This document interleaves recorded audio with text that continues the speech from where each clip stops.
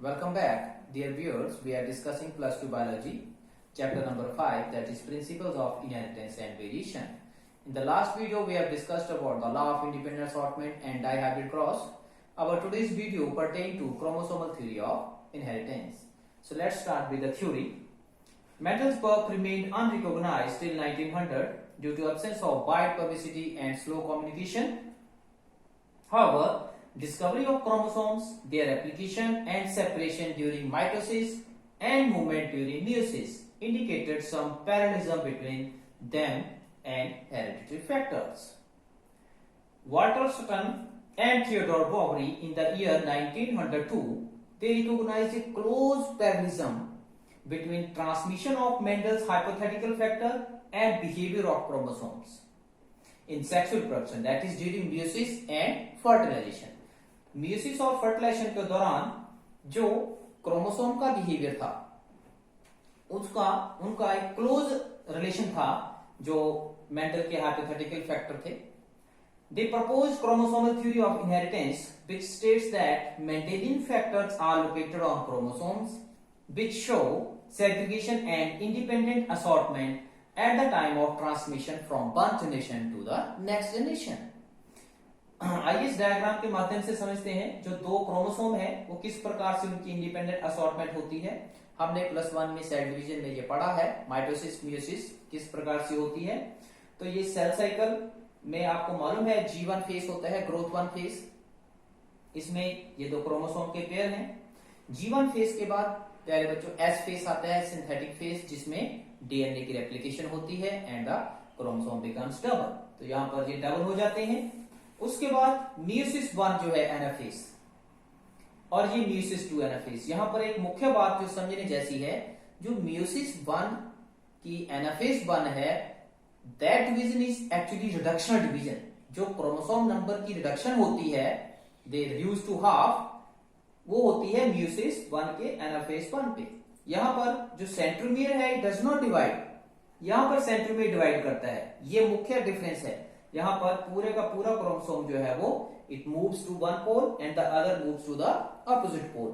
लेकिन जो एनाफेज 2 है इसमें क्रोमोसोम का जो सेंट्रोमियर है वो डिवाइड करता है और जो उसकी दो आर्म्स हैं उसमें एक आर्म एक पोल की तरफ और दूसरी आर्म दूसरे पोल की तरफ मूव करती है.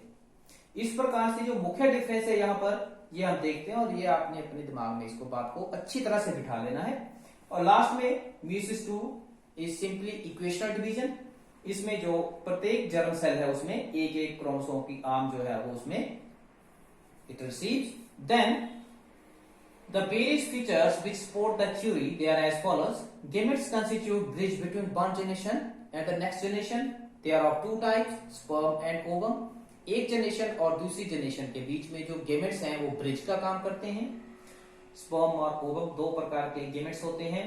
The two types of gametes which fuse during sexual reproduction contribute equally in the genetic constitution of the offspring. Sexual reproduction के दौरान जो मेल और फीमेल गेमेट फ्यूज करते हैं दे कंट्रीब्यूट इक्वली, वो इक्वल कंट्रीब्यूशन देते हैं अपनी for the formation of offspring. Out of the sperm only nucleus passes into the egg for fertilization. Therefore, hereditary information must be contained in the nucleus part of the gamete. अब हमने देखा है पिछले chapter में fertilisation में when egg and sperm they come in contact with each other, only the head part having nucleus that enters the ovum. Rest middle piece और जो tell है उसकी स्पर्म की वो बाहर रह जाती है. जो केवल हेड पार्ट है, अब हेड में क्या है न्यूक्लियस. इसका मतलब जो जेनेटिक इंफॉर्मेशन है it must be present in the nucleus. So nucleus contain chromatin which organizes to form chromosomes. Nucleus में क्रोमेटिन फाइबर्स होते हैं और उनकी कंडेंसेशन होने के पश्चात they get converted to chromosomes at the time of division. Therefore chromosomes would be carrying the hereditary information. तो यहां से उनको ये क्लू प्राप्त हुआ कि जो जेनेटिक इंफॉर्मेशन है वो क्रोमोसोम में ही होती है. Sutton suggested that the genes are actual physical hereditary units that are located on chromosome in linear order. जो क्रोमोसोम के ऊपर जीन्स होते हैं वो लीनियर फैशन में अरेंज होते हैं. Since there are two chromosomes of each kind in a somatic cells, अब एक सोमैटिक सेल में डिप्लॉइड सेल में दो क्रोमोसोम होते हैं.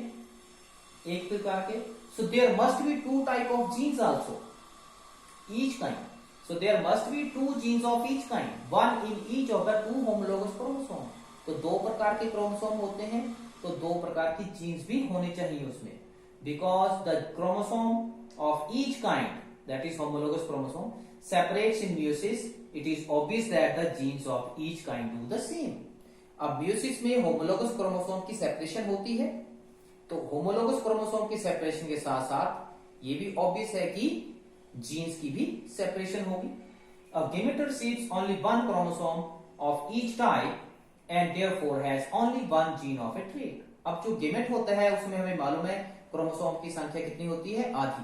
तो उसमें एक ही क्रोमोसोम आता है. इसका क्या मतलब है, उसमें जीन भी एक ही आएगा, किसी भी ट्रेट का एक ही जीन आएगा, जो उसका दूसरा पार्ट है वो दूसरे गेमेट में जाएगा. The paired state of chromosome and hence of the genes also gets restored in the zygote through the process of fertilisation. तो जो पेयर्ड स्टेट है जीन्स की, उसकी फिर रिस्टोरेशन हो जाती है कब, जब गेमेट्स की फ्यूजन होती है. तो ये लॉ ऑफ सेग्रीगेशन जब किया था तब हमने वहां पर भी ये बात देखी थी कि जो characters of each character is controlled by pair of factor which remain together in an individual and get separated at the time of gamete formation. Gamete formation के बाद वो गेमेट फॉर्मेशन के समय वो अलग हो जाते हैं और फर्टिलाइजेशन में फिर वो दोबारा रिस्टोर हो जाते हैं. So a wide variety of phenotypes in living organisms show that there are far more numerous characters than the chromosomes. बहुत ज्यादा phenotypes होते हैं. इसका मतलब क्या है कि जितने क्रोमोसोम हैं, अगर हम कंपैरिजन करें तो क्रोमोसोम के कंपैरिजन में कैरेक्टर जो है वो बहुत ज्यादा होते हैं. अब यहां से क्या कंक्लूजन निकाला उन्होंने, hence each chromosome must carry several genes. अब कैरेक्टर्स कौन कंट्रोल करता है, जीन्स. अब क्रोमोसोम की संख्या जैसे फॉर एग्जांपल ह्यूमन के केस में देखें तो 46 है डिप्लॉयड नंबर. अब कैरेक्टर्स इतने सारे हैं, कितनी सारी वेरिएशन है, कितने प्रकार के ह्यूमन बीइंग्स हैं. मतलब जो भी इंडिविजुअल है, no two human beings are exactly similar. अब ये वेरिएशन किसके कारण होती है, जीन्स के कारण. इसका क्या मतलब है, बोलते कि इसका मतलब ये है कि एक क्रोमोसोम के ऊपर बहुत ज्यादा जीन्स पाए जाते हैं, इसलिए इतनी सारी वैरायटी है. Next one.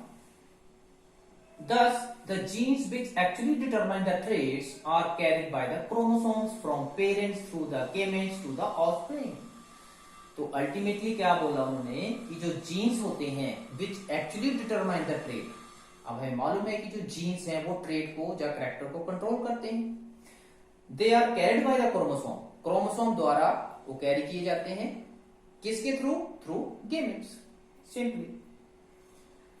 Now coming to the parallelism between genes, that is Mendelian factor, and chromosome.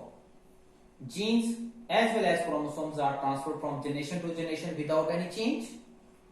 In diploid cells, chromosomes occur in homologous pair, hence the genes. Genes also occur in allelic pair. One member of a pair is obtained from parental parent and the second one got from the maternal parent. Prior to cell division, each chromosome as well as allele of the gene gets replicated. Cell division से पहले chromosome के साथ साथ jeans की भी replication होती है. During mitosis, the replicated chromosome as well as the replicated alleles they split. The split functions as daughters which pass into the two daughter cells.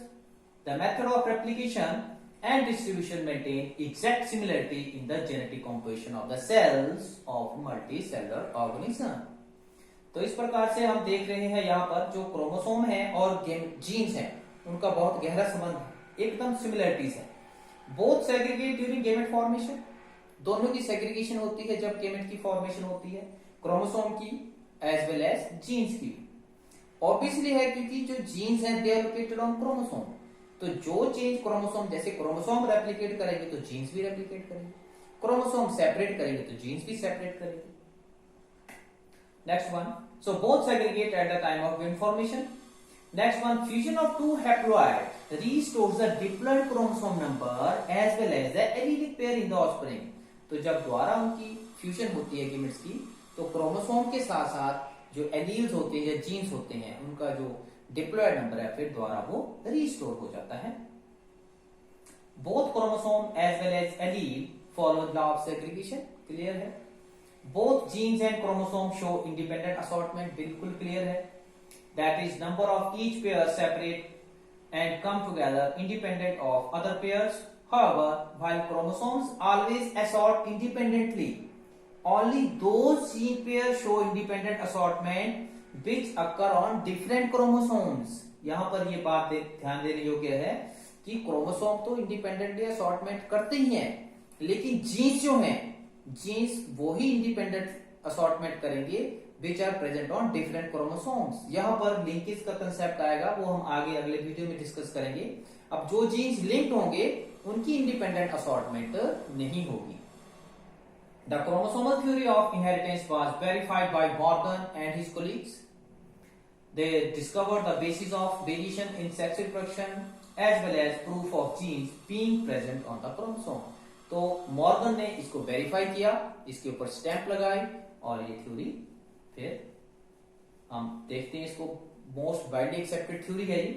अब यहां पर हम इंडिपेंडेंट असॉर्टमेंट देखेंगे क्रोमोसोम की दो पॉसिबिलिटीज को लेकर. पॉसिबिलिटी वन है, इसमें ऑरेंज और येलो है, ग्रीन और रेड पेयर है. यहां पर ऑरेंज एंड येलो, ग्रीन और रेड. तो one long orange and short red chromosome and long yellow and short green chromosome are the same pole.